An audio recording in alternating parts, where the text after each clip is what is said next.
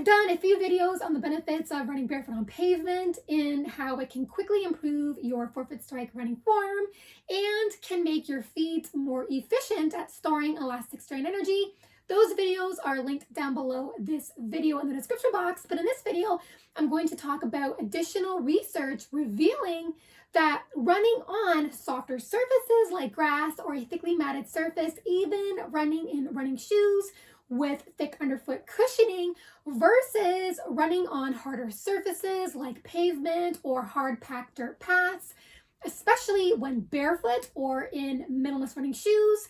Both surface types, so hard versus soft, was found to profoundly influence how well and how quickly you learn forefoot strike running. So if you are learning forefoot running and you are trying to break out of the habit of heel striking when you run, here's exactly why you may want to consider practicing forefoot strike running barefoot on pavement rather than on grass or on unnatural, soft, synthetic surfaces. Material properties under the bare foot may powerfully influence foot strike mechanics as well as foot strike intensity during running when it comes to learning forefoot strike running and refining your forefoot strike running mechanics. Doing so on really soft, plushy, squishy surfaces may seem like a really good idea because we're so primed to believe that softer is safer when it comes to reducing impacts during running.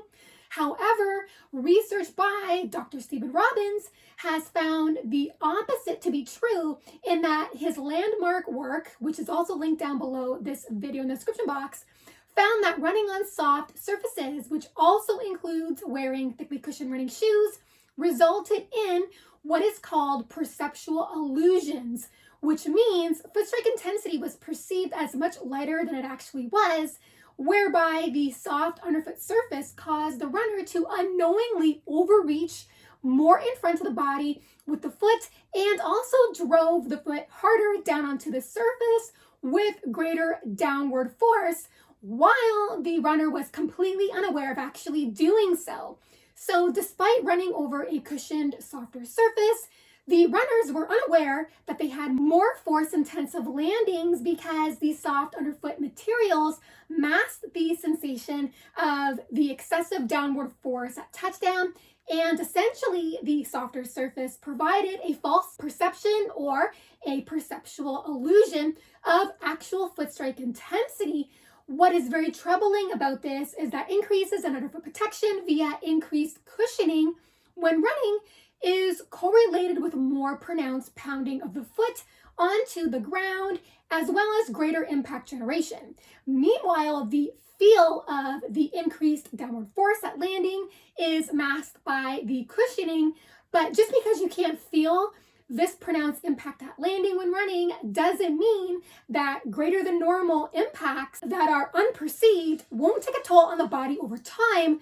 Prolonged exposure to too much high levels of certain impact force variables that the muscles and soft tissues can't absorb when running can certainly grind down the leg, especially the knees. However, in his work, Dr. Stephen Robbins found that the body was able to at least perceive footsteps as being unstable, and there was an increased risk of inappropriate landings when runners ran on softer surfaces versus a harder surface. But when running barefoot on harder surfaces, it was found to instantly result in a softer, lighter, non-heel strike landing with much less downward force because it dramatically improved leg swing and foot strike mechanics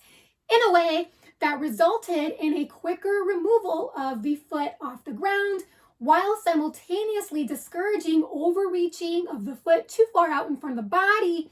Generally speaking, many believe that harder surfaces equals greater impact on the body when running. However, landmark research conducted by Dr. Daniel Lieberman, which is also linked down below this video in the description box, proved that this is a false assumption, in that his work found that as long as a barefoot runner landed with a forefoot strike landing pattern, they did not generate any more impact with surface hardness, meaning that no matter if the barefoot runner ran over a steel plate or on pavement, they did not generate any more impact if they landed with a forefoot strike And the barefoot runners still produced much less all-around impact levels than heel strike runners running in thickly cushioned running shoes. Getting back to Dr. Stephen Robbins' work, when you run barefoot, especially on harder surfaces, your mechanics become dominated by tactile and sensory feedback acting on the underfoot. These inputs stimulate directly the neuromuscular and reflexive units that improve movement coordination, stability perception, and forefoot strike precision. So therefore, you're less likely to falter with your forefoot strike and leg swing mechanics, and that you are more likely to open up your stride more behind you and less way out in front of you, and that there's tighter control on balance stability. Even better, the more barefoot running that you do, the more these enhanced neuromuscular and reflexive responses essentially get hardwired and stored into your muscle memory,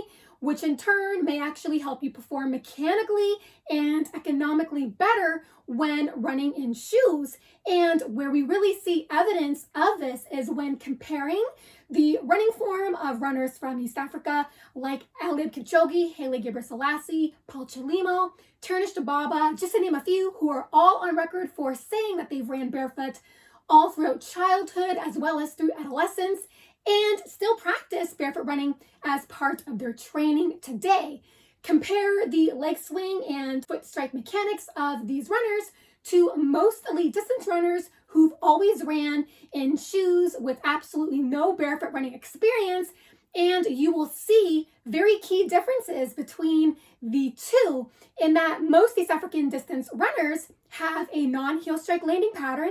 Their stride activity is more behind the body, not in front of the body, and a very big key observation is that they're not slamming their foot onto the ground. Rather, their heel actually begins to push back as soon as the foot approaches the ground, which allows the foot to roll closer to the center of mass or the mass of the body while producing a softer, smoother motion of the foot with the ground that actually produces much less jerk force as well as less jarring force. These mechanical outputs are directly observed in pretty much most habitual barefoot runners and are associated with less stress on the leg, especially on the knees. We see less of these mechanical outputs in runners who grew up wearing cushioned running shoes, in that these runners tend to pound the ground, landing closer to on the heel. They have more of an overstride and move a little more rigid and choppy when they run. Not to mention, these runners also tend to suffer more severe injuries more frequently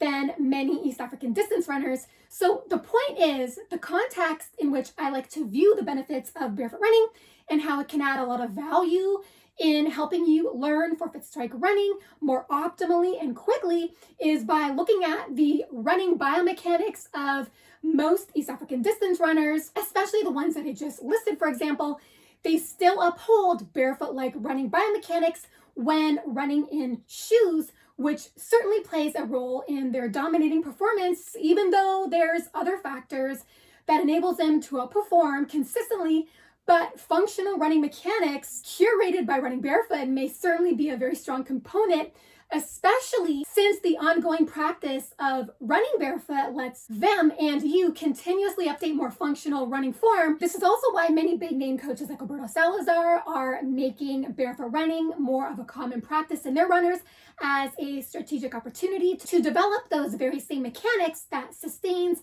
much safer at faster velocities and over long distances. To that point, I posted a link in the description box to an evidence-based approach to running barefoot more safely. Hope you've enjoyed this video. If you did, feel free to the thumbs up button as well as the subscribe button if you haven't already, where you'll stay more informed on the health and performance benefits of barefoot running, as well as more informed on forefoot strike running versus heel strike running. Thank you so much for listening and watching. Have fun up there on the roads and trails. Bye for now.